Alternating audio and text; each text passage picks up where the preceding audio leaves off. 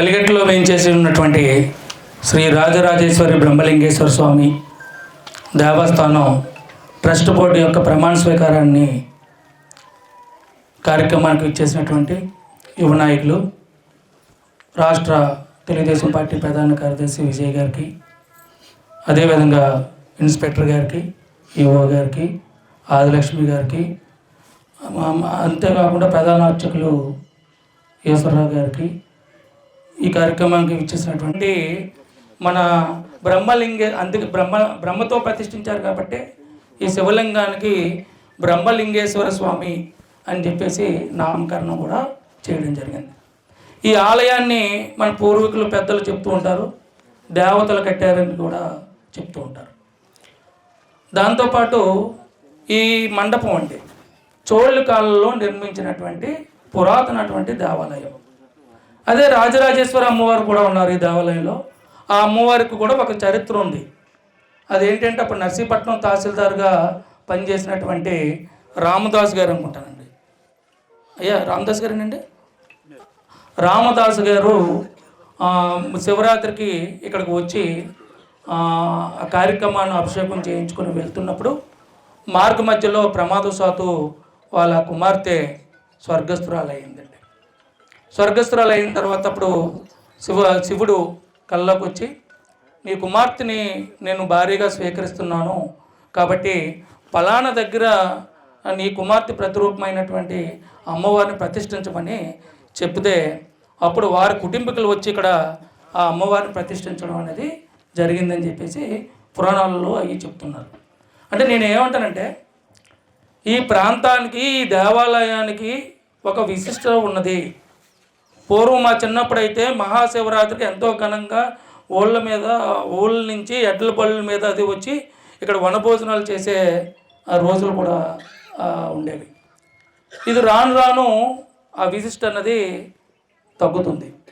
ఏదేమైనప్పటికీ పురాతన దేవాలయాన్ని మనం కాపాడుకోవాల్సినటువంటి బాధ్యత.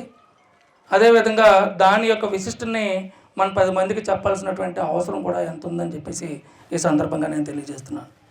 ఇకపోతే మన ఈ కార్యక్రమానికి ఇచ్చేసినటువంటి విజయ్ గారు, ఆయన శివునికి పరమ భక్తుడండి. ఆయన కుమారుడికి కూడా శివుని పేరు పెట్టుకున్నటువంటి మహాభక్తుడు. అటువంటి భక్తుడు సమక్షంలో ఈ పాలకవర్గం, ఈ ధర్మకర్త మండలి ప్రమాణ స్వీకారం చేసుకోవడం వాళ్ళ అదృష్టంగా నేనైతే భావిస్తున్నానండి. నేను ఒకటే చెప్తున్నాను, ఇక్కడ ధర్మకర్త మండలి అన్నది కొంతమందిని నియమించడం అనేది జరుగుతుంది. అందులో ఎవరో ఒకరిని చైర్మన్ని పెట్టాలి. నేను కోరుకుంటేది ఏంటంటే ఇక్కడ ఉన్నటువంటి ఇప్పుడు ఏదైతే ప్రమాణ స్వీకారం చేసుకున్నామో ఆ ధర్మకర్త మండలి అందరూ కూడా ఒక చైర్మన్ లాగా, ఆ చైర్మన్ కూడా ధర్మకర్తలాగా భావించి గతంలో ఇంత ముందుట ఏ విధంగా జరిగిందో కాకుండా అవి ఏదైతే శివరాత్రి ఉంది, అదేవిధంగా అమ్మవారి కళ్యాణం, ఇవన్నీ కూడా కార్తీక మాసం ఇదంతా కూడా చాలా చక్కగా జరపాలి. గతం కంటే భిన్నంగా జరిపించే సార్ నేను శిరస్సు వంచి నమస్కరిస్తున్నాను అని చెప్పడానికి కారణం ఏంటంటే నేను ఒక సామాన్య కార్యకర్తను సార్. ఒక పద్మశాలి కులస్తుని. నాకు ఇంతటి అవకాశం ఇచ్చిన మీ తల్లిదండ్రులకి ఎప్పుడు రుణపడి ఉంటాను, మీ ఫ్యామిలీకి ఎప్పుడు రుణపడి ఉంటాను సార్. ఇంతటి భాగ్యాన్ని నాకు కలగజేశారు. నేను చాలా చాలా రుణపడి ఉంటాను సార్ మీ కుటుంబానికి. అలాగే ఇప్పుడు మీరు చెప్పిన ప్రతి మాట ముఖ్య మాట సార్. మీరు చెప్పిన ప్రతి మాటని తూచా తప్పకుండా పాటించి మీ గౌరవాన్ని నిలబెడతానని నా కమిటీ సభ్యులతో నేను ప్రమాణం చేసి ఆ శివశాస్త్రిగా మీకు ప్రమాణం చేసి చెప్తున్నాను సార్.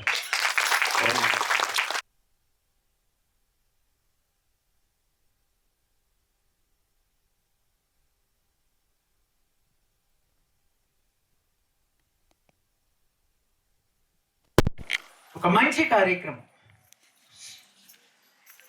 ఈ సృష్టికి మూల పురుషులైనటువంటి బ్రహ్మ, విష్ణు, శివుడు మొత్తం ముగ్గురు కూడా ఇక్కడ ప్రాతినిధ్యం వహించినటువంటి మహాపుణ్యక్షేత్రం.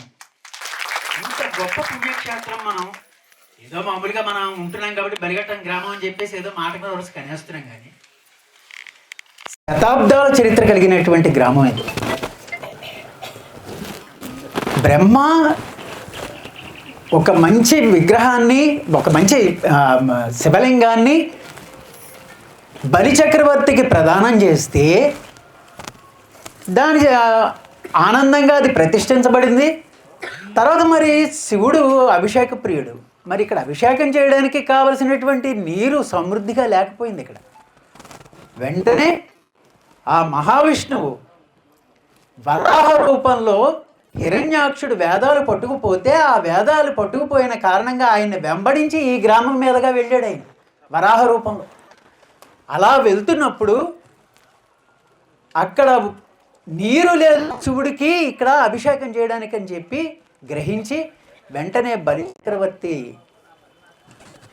అడిగితే ఉత్తర వాహిని అనేటువంటి నదీ ప్రవాహాన్ని ఇక్కడ చేయడం. బ్రహ్మదేవుడు శివుణ్ణి విగ్రహం రూపంలో ఆయనకిస్తే ఆ శివుడికి సర్వ అభిషేకాలు చేయడానికి కావలసినటువంటి ఆ నీటిని ఇక్కడ అందించినటువంటి ఆ మహానుభావుడు మహావిష్ణువు. ఈ సృష్టికి మూల పురుషులైనటువంటి ఈ ముగ్గురు కూడా ఈ ప్రాంతానికి వచ్చి ఇక్కడ నివసించినటువంటి ఒక మహాగ్రామం ఇది. ఇలాంటి గ్రామంలో వెలసిల్లినటువంటి శ్రీ శ్రీ శ్రీ బ్రహ్మలింగేశ్వర స్వామి వారి ఆలయానికి నన్ను కూడా ఇక్కడ కమిటీలో ఒక మెంబర్గా గౌరెడ్డి రమణ గారు ప్రతిపాదించగా దాన్ని ఆమోదించినందుకు గౌరవనీయులు శ్రీ విజయబాబు గారికి ప్రత్యేకమైనటువంటి ధన్యవాదాలు తెలియజేసుకుంటూ, తప్పనిసరిగా ఇక్కడ కార్యక్రమాలు ఏవైనా సరే గతంలో ఉండేటువంటి విధంగా కాకుండా వైవిధ్యంగా చేయడానికి మా సర్వశక్తిలో మేము ప్రయత్నిస్తామని తెలియజేసుకుంటూ, దానికి గవిరెడ్డి వెంకటరమణ గారు కూడా మాకు సహాయ సహకారాలు అందిస్తూ సూచనలు అందిస్తూ మమ్మల్ని ఒక సరైన మార్గంలో నడిపించవలసిన బాధ్యత కలిగిన వ్యక్తిగా మేము మరీ ఆయన కోరుకుంటున్నాం. దయచేసి మాకు సరైనటువంటి మార్గనిర్దేశకం అందించమని కోరుతూ, thank you so much sir. ఇలాంటి కార్యక్రమాలకి తప్పకుండా మీ అందరి సహకారంతో పాటు మేము కూడా విశ్వ ప్రయత్నం చేస్తాం మంచి కార్యక్రమాలు చేయడానికని తెలియజేసుకుంటూ ధన్యవాదాలు సార్.